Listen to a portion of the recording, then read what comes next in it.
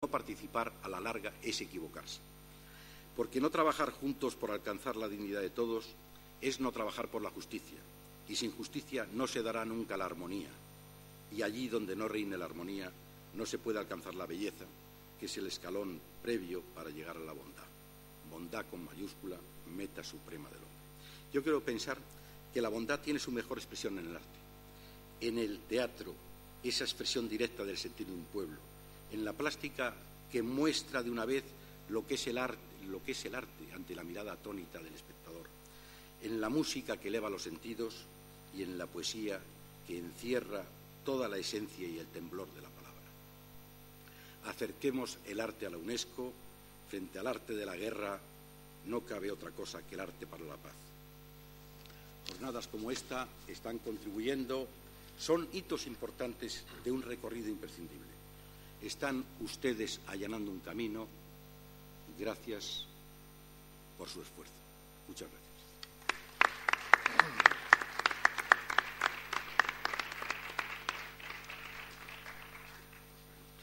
Bueno, nuestro siguiente ponente es Nicasio Urbina, que nos va a hablar de vocación de paz de la poesía. Para definir a Nicasio Urbina habría que utilizar la sociología actual de Brouwer, que lo definiría como un hombre plurinacional. Y vean ustedes el currículum. Nació en Buenos Aires, Argentina, en 1958. Vivió su niñez en Caracas y su adolescencia en Nicaragua. De joven vivió en Bélgica, Francia, Inglaterra y España. Cursó sus estudios en la Universidad Católica de Lovaina y en la Universidad Central de Barcelona. Obtuvo su licenciatura en la Universidad Internacional de la Florida e hizo su maestría en esa misma institución en enseñanza de lenguas modernas, donde cursó sus estudios doctorales en la Universidad de Georgetown en Washington, D.C., graduándose en literatura y lingüística hispánica.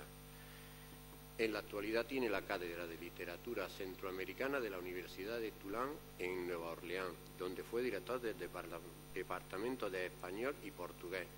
Su primer libro de poesía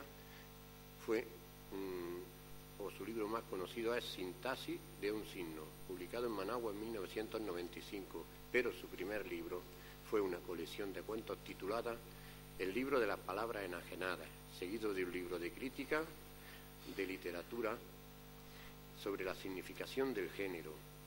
Posee el premio Rubén Darío y es director de la revista de cultura centroamericana Decenio. Hoy nos va a hablar de vocación de paz de la poesía.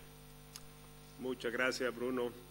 Efectivamente, me ha tocado vivir en muchos países, en muchas ciudades, pero siempre me siento nicaragüense. Donde quiera que esté, hasta cierto punto es una idealización, ¿no? Y todas las identidades hasta cierto punto son ideales. Y me siento, dentro de Nicaragua, me siento granadino, que es algo que me une entrañablemente con todos ustedes. Y les agradezco a todas las personas que han participado en la organización de este congreso tan agradable, tan interesante, a María Dolores, a Pedro, a todos los amigos con los que me he reencontrado aquí y los nuevos amigos que he logrado hacer en estos días, profundamente agradecido. Al Centro UNESCO de Andalucía por el trabajo maravilloso que está desarrollando, y a la Fundación Internacional Cultura de Paz por los objetivos tan altos y loables que se han propuesto. Cuando recibí la invitación para este congreso y pensé inicialmente el título Vocación de Paz de la Poesía, mandé mi breve propuesta, que muchas veces no guardan relación con lo que finalmente terminamos haciendo. A medida que iba pensando y que iba desarrollando las ideas para este ensayo, me encontré ante un dilema, porque gran parte de la gran literatura que leemos en realidad canta a la guerra. La poesía, pienso yo, siempre ha tenido una vocación de paz, pero cuando releemos la literatura universal, uno de los temas que surge constantemente es la guerra, son los enfrentamientos bélicos. La literatura, de la forma en que nos las enseñan en los colegios y en las universidades, a veces son una secuencia de batallas, una secuencia de enfrentamientos épicos. Y la historia y la literatura pecan de esa idea, ¿no? Entonces dije yo, bueno, ¿de qué puedo hablar? ¿No? Entre las cosas que más me interesa compartir con ustedes son algunas ideas sobre la literatura nicaragüense, la literatura latinoamericana en general, que es lo que conozco un poco. Y en Nicaragua, por ejemplo, toda la identidad nacional, el concepto de nación, se organiza en función de dos figuras, Rubén Darío y Augusto César Sandino. Darío, la figura literaria, el poeta; Sandino, el guerrillero que se enfrenta al imperio y se enfrenta al ejército de los Estados Unidos.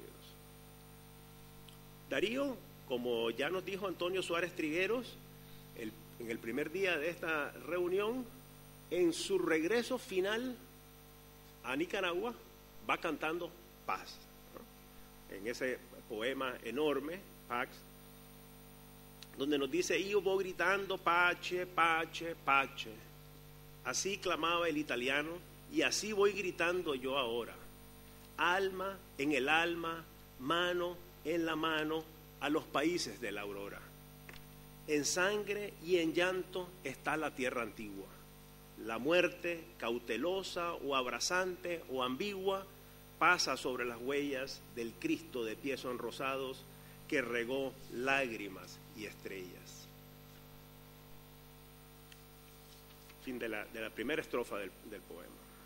En los años 70 y 80 en Nicaragua, cuando la dictadura somocista estaba luchando por mantener al pueblo bajo el yugo militar, un poeta como Pablo Antonio Cuadra mantenía su confianza en la poesía como instrumento de paz y de rebelión pacífica. Y cuando en los 80 la Dirección Nacional del Frente Sandinista imponía censura de prensa y cerraba el Ministerio de Cultura que dirigiera Ernesto Cardenal, era la poesía la que mantenía su vocación de paz y su solvencia libertadora. En el año 1984, Pablo Antonio Cuadra escribe un poema que titula 1984 y dice en la primera estrofa lo siguiente: vivo en un país entristecido por los cultivadores de fusiles. Cualquier cosa se piensa con los testículos. Arriba, frentes ayer de lauros, imaginaciones, ahora vacías, y los ojos finos en la mira del arma. Fin de la cita. La poesía de Pac, como lo llamamos cariñosamente en Nicaragua, siempre fue de paz.